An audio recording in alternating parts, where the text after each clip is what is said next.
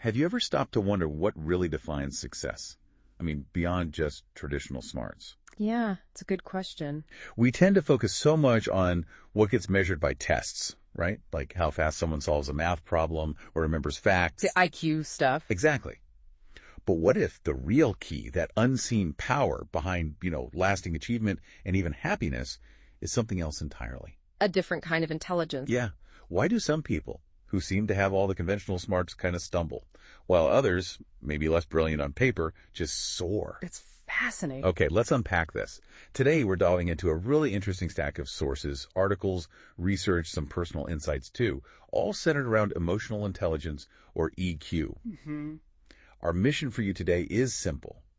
Cut through the noise, pull out the most important bits, and give you a shortcut to understanding why managing emotions, your own and other people's, is just so crucial for success, for character, for happiness. Mm-hmm. You'll walk away not just informed, but hopefully with some real aha moments about how you can actually apply this stuff in your own life. It's a compelling question, isn't it? And what's really fascinating here, I think, is how often we just overlook the practical side of intelligence. We're going to explore how reason and emotion really need to blend together to create consistent success, not just theoretical solutions that look good, but stay on paper. Right. So let's start by maybe defining what we usually mean by classic intelligence, the kind IQ tests measure. Okay.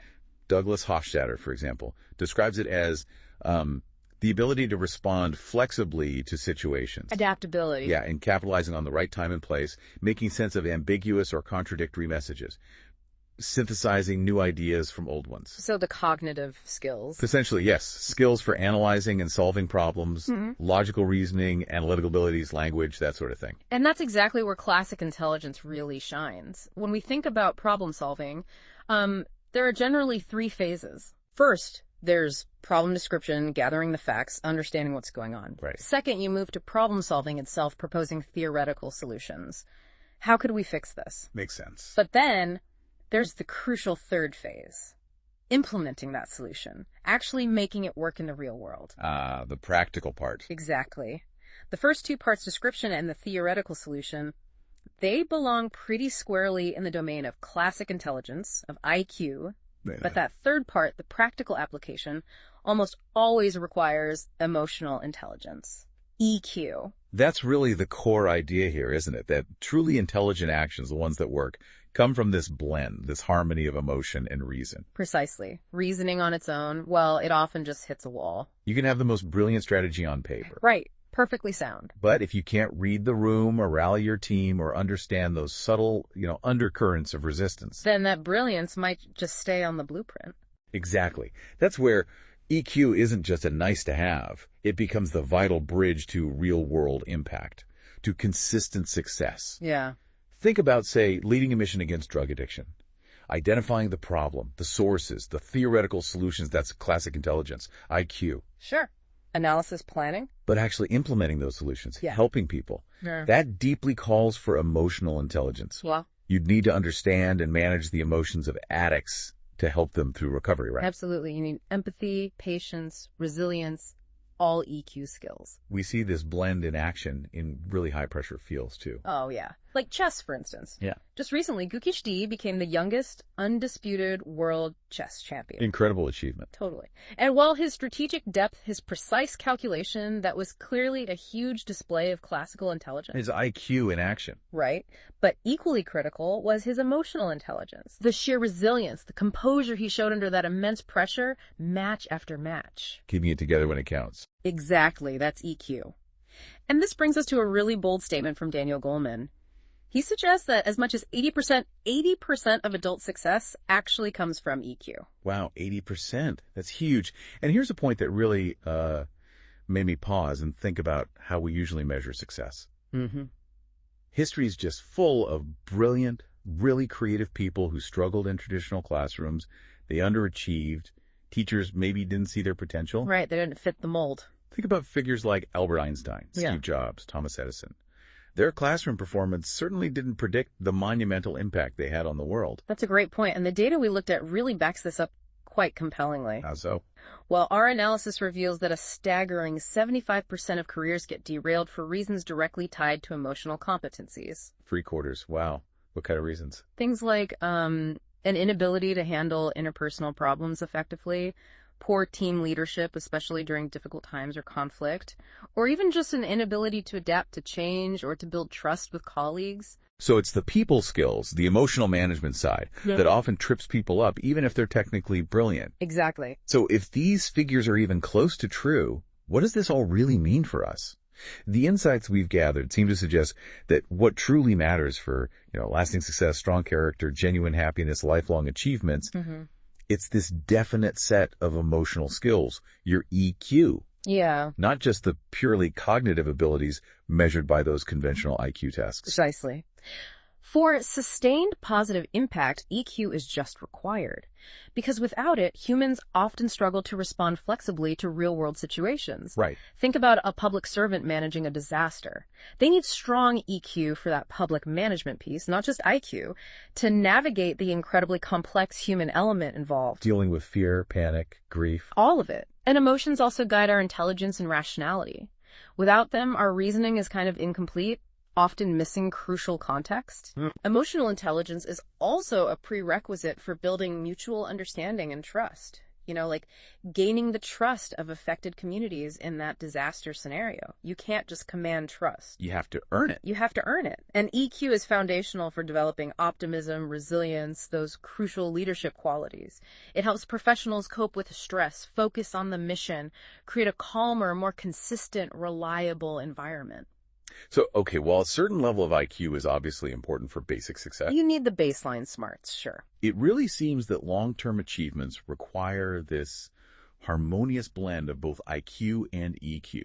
That's what the evidence points to. Okay, let's try and nail down what emotional intelligence actually is. What's the definition? At its core, it refers to the ability to first identify and understand your own emotions. Okay, know thyself. Right, and then effectively manage those emotions. But it doesn't stop there. It's also about identifying, understanding, and managing the emotions of others. Both inward and outward focused. Exactly. It's the capacity to blend thinking and feeling to make optimal decisions, which is absolutely key to having successful relationships, both with yourself and with everyone around you. Kramer observed, it's registered through really listening to oneself and others. That's a good way to put it. Tuning into subtle signals, not just words. Yeah, that deep form of active listening to your inner world and the outer world. Yeah. You could even think of it as like the intelligence that lets you override a natural, immediate emotional reaction. Like snapping back in anger. Right. And replace it with one that will lead to a better, more thoughtful outcome. Fundamentally, there are two dimensions here, as you hinted. There's intrapersonal emotional intelligence. Intra meaning within. Right. All about understanding and managing your own internal emotional world. Got it. And then there's interpersonal emotional intelligence. Inter-between. Exactly. Focusing on how you relate to and manage the emotions of other people. And we see this play out in so many real-world situations, right? Instantly. Like, imagine you're a superintendent of police handling a mob situation. Things are tense. Maybe some of your officers are injured. You don't have orders to fire. High pressure. Very high. In that moment, you'd need immense emotional intelligence, wouldn't you? To manage your own stress, keep your team calm, and de-escalate the mob. Respond with empathy, composure. Absolutely critical. IQ alone won't get you through that. And public servants with strong EQ use these skills all the time, communicating clearly, listening actively, working collaboratively, making decisions that serve the public interest. Like building consensus around a tricky policy issue by really understanding and addressing everyone's concerns. Yeah, not just pushing an agenda. On the flip side, though, we sometimes see the opposite. One source mentioned the recent public displeasure from the owner of the IPL team LSG towards his captain, KL Rahul. Ah, yes, that incident. The source pointed to it as reflecting a potential, lack of emotional intelligence on the owner's part. A failure to manage his own emotions and apply prudence, especially in such a public way. It shows how quickly things can go wrong without that self-regulation piece. Definitely. Another powerful example, but on the positive side, emerged recently. A Gurugram-based CEO's LinkedIn post about a Swiggy delivery partner working with his toddler went viral. I remember seeing that. That act really highlighted the CEO's emotional intelligence, his empathy, his social awareness, his willingness to advocate, and it prompted a wider reflection in the corporate world about worker dignity. Using his platform effectively. Exactly, showing EQ in action. Okay, now let's dive into Daniel Goleman's model. This is probably the most famous one, right? Yeah. He really emphasizes how important emotional intelligence is for success, personally and professionally. Yeah, his work popularized the concept massively. He argues these skills are just as important, maybe even more so, than classic intelligence or IQ. So what are his components? Goleman breaks EQ down into 5 key interconnected components. First up is self-awareness. Okay. This is the ability to recognize and understand your own emotions, your moods, your drives, and crucially, their effects on other people. Knowing your impact. Exactly. Hallmarks include things like realistic self-assessment, strong self-confidence, knowing your values. Got an example? Sure. Think about the cricketer MS Dhoni in the 2023-24 season. He showed remarkable self-awareness, recognizing his physical limits. He managed his IPL playing time carefully, often batting lower down the order for strategic contribution, putting the team first. That takes real self-awareness. Right, not letting ego drive decisions. Precisely. Okay, second component, self-regulation. Managing yourself. That's it. The ability to control disruptive impulses and moods, to suspend judgment, think before you act. Easier said than done sometimes. Tell me about it. Hallmarks include trustworthiness, credibility, integrity, being comfortable with ambiguity. Examples here. Well, one source mentioned Mrs. Nagalakshmi, the mother of the chess prodigies Pragnananta and Vaishali. She remained incredibly calm and composed even when they won 2 gold medals at the Olympiad. Amazing composure. Or think of Sundar Pichai, Google's CEO. He consistently demonstrates exceptional self-regulation in really high-stress situations, like those intense antitrust hearings. Stays calm, clear. That's definitely a skill. Okay, what's third? Third is empathy. This is about knowing and understanding other people's emotions, being able to put yourself in their shoes. Seeing things from their perspective. Exactly. Hallmarks include expertise in building and retaining talent, cross-cultural sensitivity, a service orientation. Empathy often leads to sympathy and compassion, but it starts with understanding. An example. A powerful one mentioned in our sources is Sonu Sood, the actor, during the COVID-19 pandemic. His response to the migrant workers organizing transport, it showed deep empathy and genuine concern. Yeah, that was remarkable. It stands in pretty stark contrast, according to some sources, to recent discussions about CEOs endorsing like 80, 90-hour work weeks. The sources suggest that reflects a kind of absence of empathy in some corporate leadership circles. Interesting contrast. Okay, number 4. Fourth are social skills. This is your proficiency in managing relationships, building networks, finding common ground, building rapport. The people skills part. Largely, yes. Hallmarks include effectiveness in leading change, being persuasive, expertise in building and leading teams. Well, one source pointed to the Prime Minister of India's effective use of social skills in communicating with the public, like through Mann Ki Baat, and engaging with world leaders, building connections. Okay. And the last one. Number 5 is motivation. This is about having a passion to work for reasons that go beyond just money or status. Intrinsic motivation. Exactly. Pursuing goals with energy and persistence. Hallmarks include a strong drive to achieve, optimism even when things go wrong, organizational commitment. Examples. Amitabh Kant, known for his role in India's economic and social reforms, is often cited for his highly motivated approach. Driving things forward. Yeah. Or on a team level, sources noted the Indian cricket team winning the Champions Trophy after many near misses was down to their unwavering self-motivation and persistence. They kept going. Believing they could do it. Right. Now, it's really important to understand how these 5 components interrelate. They aren't just separate boxes. Not at all. 3 components, self-awareness, self-regulation, and empathy, mainly relate to our internal world. That's the intrapersonal side. Okay. The other 2, social skills and motivation, primarily shape our interactions with the external world, the interpersonal side. Makes sense. But they're all deeply linked. One component often builds on the next. For example, Without self-awareness and self-regulation, it's really difficult, maybe impossible, to genuinely improve your relationships with others. You have to manage yourself first. Exactly, as one source put it powerfully. Self-awareness and self-control are intertwined, as self-awareness alone is of little service without self-control. That makes perfect sense. And empathy feels like a crucial bridge, doesn't it? It really does. It has to be felt and processed inside before you can authentically reflect it in your relationships. It's like a turning point in developing your overall EQ. A very important transition, yes. Okay, so we have these components. Now let's shift this into practical application, especially for leaders, administrators, people in charge. This is where it really matters, right? Absolutely. This is where EQ makes a tangible difference. In administration and governance, these Goleman components apply directly and, frankly, profoundly. How so? Let's break it down. Okay. Self-awareness means a leader has a clear, unbiased picture of their own strengths, weaknesses, and how their mood actually impacts their team. Knowing your blind spots. And your triggers. Then self-regulation. This ensures administrators rarely, verbally attack others, make rushed or emotional decisions, stereotype, or compromise their core values, even under intense pressure. Staying grounded. Exactly. Motivation drives leaders to consistently work towards challenging goals, maintain super high standards for work quality, and that inspires their teams. Leading by example. Right. Now, empathy. This is absolutely critical for managing a successful team. Developing people, giving constructive feedback that actually lands well, truly listening to concerns, earning deep respect and loyalty. How can someone improve empathy? Any tips from the sources? Yeah, some practical advice was, actively put yourself in someone else's position.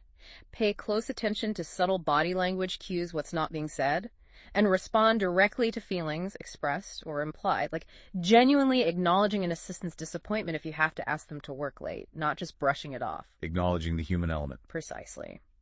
And finally, strong social skills.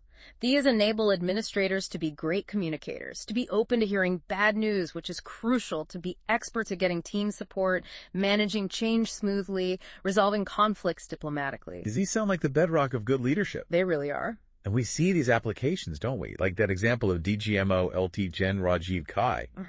Using the cricket analogy, Thompson and Lilly under pressure to explain the air defense system. Yeah, the sources highlighted that as a reflection of his EQ communicating complex stuff calmly and effectively when things were tense. Or think about a mayor handling a controversial issue. The effective ones listen, show empathy, find common ground. They unite, not divide. Right. Or school principal managing conflicts between teachers or students by staying calm, objective, fair. That fosters a much better environment. Totally. And remember that crisis management scenario we touched on earlier from the CSM 2019 case study. The public servant leading rescue ops. Yeah, facing heckling, even assault from understandably distraught citizens. A leader with strong EQ wouldn't let the rescue work stop. They wouldn't take it personally. What would they do? They'd calmly engage with the local people, patiently try to convince them to remain calm, explain what's happening, and effectively communicate with headquarters to get the necessary support, security forces, whatever's needed, prioritizing the mission above their own feelings. That takes incredible self-control and empathy. It really does. Speaking of self-regulation and impulse control, that classic experiment comes to mind, Walter Mischel's marshmallow test. Ah, yes, the marshmallows, a classic. For anyone who doesn't know, yeah, 5-year-old kids are given a choice. Eat one marshmallow right now. Instant gratification. Or, if they could wait just 15 minutes, they'd get 2 marshmallows. The delayed reward. And the fascinating part is, the kids who demonstrated that ability to wait, years later, they were found to be significantly more successful in life across various measures. And this experiment's findings line up perfectly with the core characteristics of emotionally intelligent people. How so?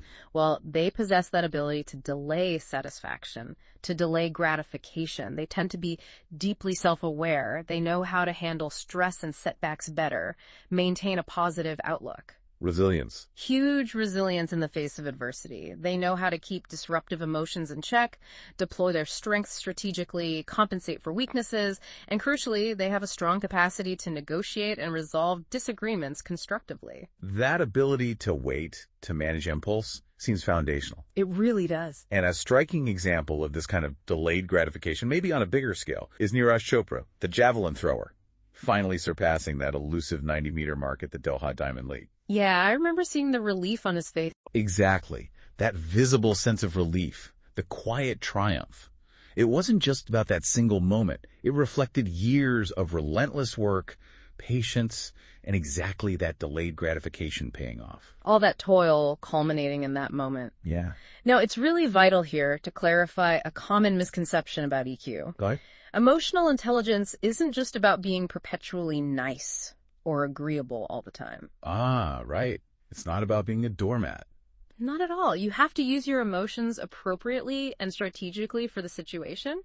In some cases, emotional intelligence might mean you actually have to be tough with someone, set firm boundaries, Or show frustration. or even clearly show that you're frustrated, but in a constructive way, all while maintaining control and purpose. It's about emotional intelligence, not just emotional suppression or niceness. That's a really important distinction. And this applies directly to everyday life, doesn't it? Absolutely. In a work setting, it means an employee delaying the immediate gratification of, say, checking social media.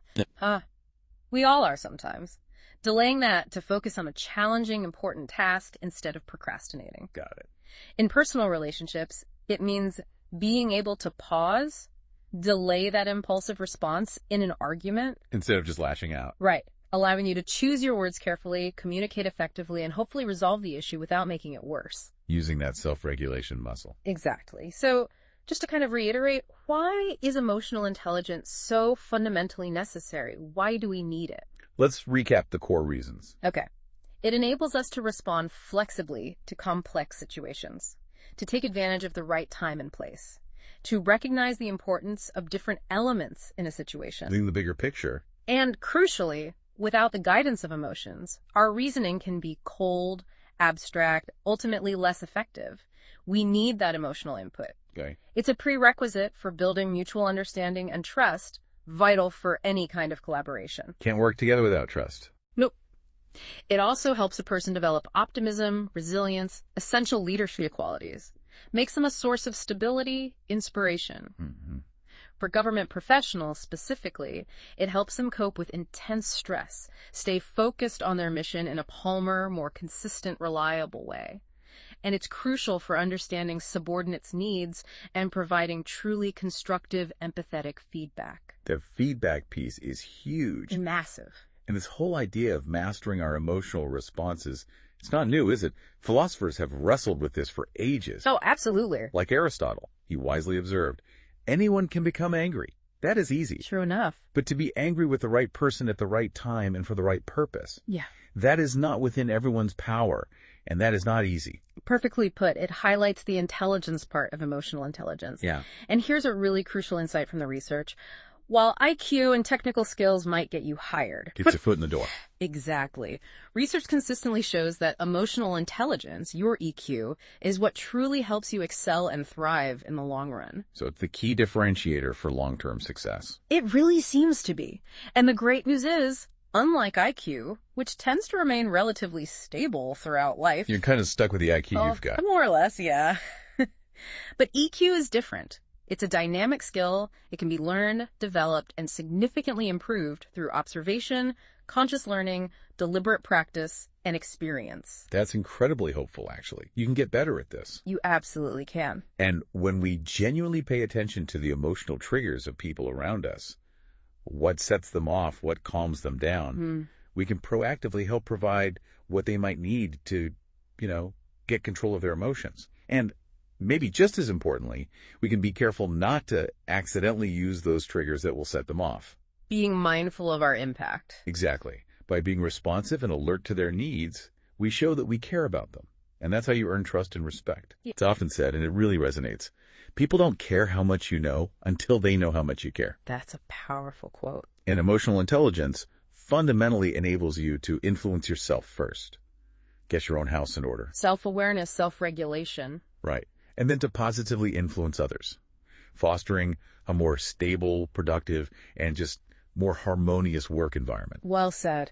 And just quickly on the flip side, when that EQ is lacking in leadership, consider the recent situation mentioned in one source involving the Ernst & Young India chairman. What happened there? He reportedly denied claims of work pressure being linked to a 26-year-old employee's tragic death.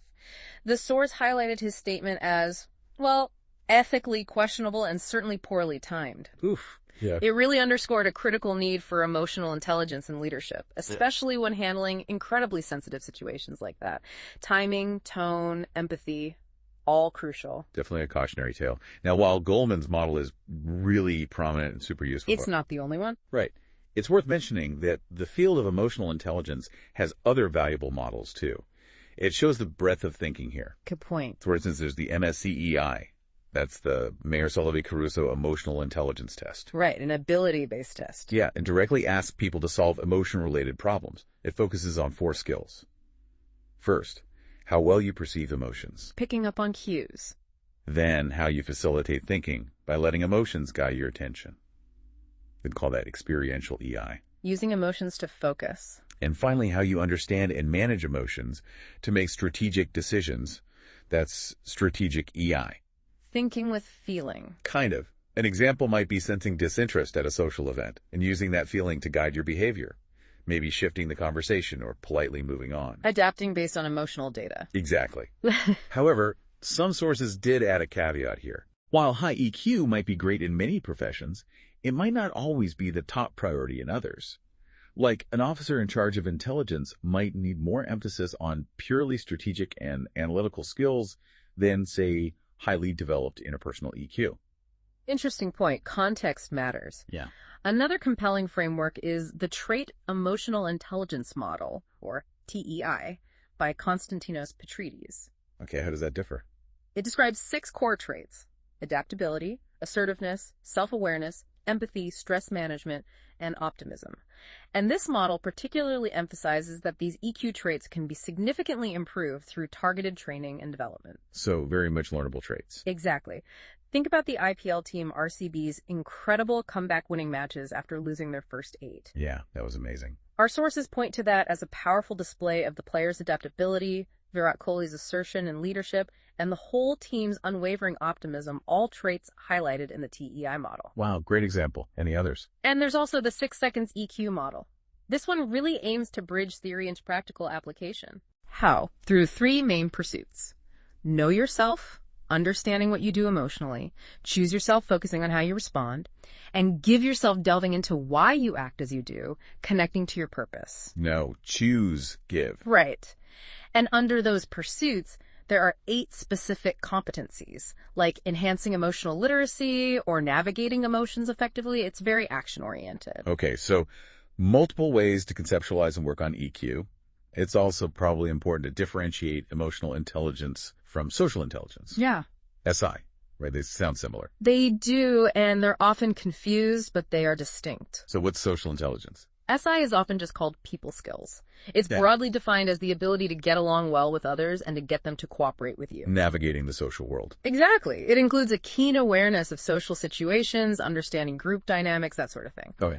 Carl Elbrecht's classification is useful here. He contrasts toxic behavior stuff that makes people feel devalued, small, with nourishing behavior, which makes people feel valued, supported, encouraged. Toxic versus nourishing. I like that. Yeah. And our sources also mention broader classifications of intelligence: abstract, social, practical, emotional, aesthetic, kinesthetic, lots of dimensions. So how do SI and EI relate? To be clear, social intelligence, which aligns closely with Howard Gardner's idea of interpersonal intelligence, is considered separate from, but complementary to, emotional intelligence, which aligns more with Gardner's intrapersonal intelligence. So SI is about others, EI is more about self and then others. Roughly, yes. Yeah. Though EI clearly has that interpersonal component too. Mm-hmm. But deficits in one area can definitely lead to significant issues in the other. They work together. Got it. Now, historically, emotions in professional settings, they haven't always had the best reputation, have they? Oh, definitely not. There have been some serious misconceptions. Like what? Well, especially before the 1990s, emotions were frequently viewed as, irrational, disruptive, involuntary. Things to be suppressed. Exactly. Primitive, unpredictable stuff that needed strict control, often seen as directly opposed to reason and logic. The head versus the heart. That classic simplistic dichotomy. But developments post-1990 have really questioned that, showing how reason and emotion are often integral and mutually supportive. That's it. Emotions aren't necessarily irrational. They provide crucial, rapid appraisals, gut feelings, if you like, about whether what's happening is harmful, threatening, or beneficial. They guide our attention, help us prioritize, influence our decisions. So they're valuable data points. Absolutely. Not noise to be ignored. And this evolving understanding leads us to the idea of emotionally intelligent public administration. What does that involve? It means public servants not only understanding and managing the emotional responses of stakeholders, citizens, colleagues, everyone, Right. but also accurately appraising the emotions arising from complex situations, and then crucially using those emotions as valuable information for making reason-based decisions and policies that truly serve the public in a human way. So integrating emotional awareness into governance. Exactly.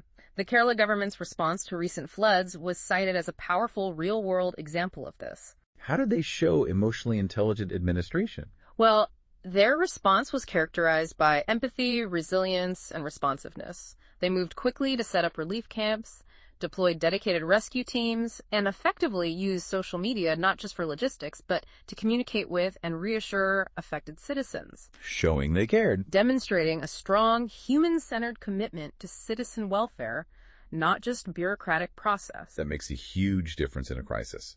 And it's not just about administration, is it? The sources we looked at clearly show that emotions play a vital, often underestimated role in guiding our ethical behavior too. Absolutely central. Let's look at how specific emotions can guide our ethical compass, drawing from the insights we gathered. Okay. Take humility. It guides individuals to act in others' interests, recognize their own limitations, be open to feedback.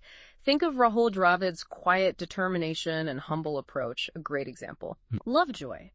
These motivate prioritizing others' well-being, foster connection, empathy, compassion, leading towards a more harmonious world. Our sources mentioned India's acts of kindness during COVID crises, providing aid as contributing to reciprocal affection and support. Okay. Patience. This guides thoughtful, deliberate action, resisting those impulsive decisions that could have negative ethical consequences. Simone Biles' comeback after her mental health break, showing immense perseverance, reflects this. An example. Humor. It can promote positive emotions, reduce stress, build connections, help cope with adversity, find creative solutions. Though sources rightly caution about using humor appropriately across cultures. Context is key. Always. Hope. This motivates optimism, persistence, a commitment to values like justice and compassion, even when things look bleak. What about trickier emotions like anger? Right. Anger, often seen negatively, can be a powerful motivator for action against injustice. But unchecked, it leads to impulsive, destructive behavior. The key, sources suggest, is harnessing it as fuel for positive change, directing it purposefully. Using it, not being used by it. Exactly. Yeah. Shame and guilt. In healthy doses, they can guide us to recognize mistakes and realign with our moral values.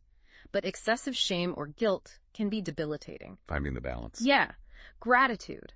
A positive emotion of thankfulness, guiding kindness and generosity. One source did make an observation contrasting India's Operation Dost aid to Turkey after the earthquake, An act of compassion. with Turkey's later alignment with Pakistan on certain issues, presenting it as an example where, from their perspective, gratitude wasn't reciprocated in kind. Just an observation from the source material on complex dynamics. Okay. And finally, inner peace. A state of calmness that guides clarity, wisdom, compassion. It allows for value-aligned decisions, even in turmoil, and promotes justice. It sounds like understanding and managing this whole range of emotions is key to ethical action. It really It is. reminds me of that analogy from Vivekananda, the human mind is like a restless monkey. Incessantly active, then drunk with desire, stung by jealousy, finally possessed by pride. A vivid image. And to control it, he said, you must first let it run, just observe it without judgment. And only then does it gradually become calmer. That perfectly underscores the need for that foundational self-awareness and self-regulation we talked about. Observing before reacting. Yeah. And another Vivekananda quote really encapsulates the interpersonal side. Do not hate anybody, because that hatred that comes out from you must, in the long run, come back to you. If you love, that love will come back to you, completing the circle. Karma, in a sense. It highlights that spreading negativity just breeds resentment and discord. While acts of kindness and compassion tend to foster goodwill and reciprocal affection, it completes a virtuous circle. So as we kind of bring this deep dive to a close, it feels abundantly clear that emotional intelligence isn't just, a modern buzzword. Not at all. It's a profound, learnable skill. It complements our cognitive abilities, and it seems foundational for real success, deep happiness, and ethical living. Absolutely. We've seen how it applies everywhere, from managing a huge crisis to building effective teams, or even just dealing with your own inner restless monkey. EQ provides that critical framework for navigating our complex world effectively and empathetically. And remember, this isn't about being nice all the time. Crucial point. It's about being intelligent with your emotions. Being able, as one source put it so well, to unleash your emotions in the right time and place before you explode at the wrong time and place. Channeling them constructively. Exactly. For you, the listener, the relevance of this knowledge is just immense. It offers practical tools for better decision-making, richer relationships, and frankly, a deeper understanding of yourself and others. Which naturally leads to an important question to maybe leave you with. If emotional intelligence is truly about blending thinking and feeling to make optimal decisions, and if it's a skill that can genuinely be cultivated, what single emotional skill, if you focused on developing it more deeply, would create the most impactful, positive change in your life or work? That's a great question. Which one component would make the biggest difference for you personally? Yeah. Definitely something to mull over as you go about your day. Thank you so much for joining us on this deep dive.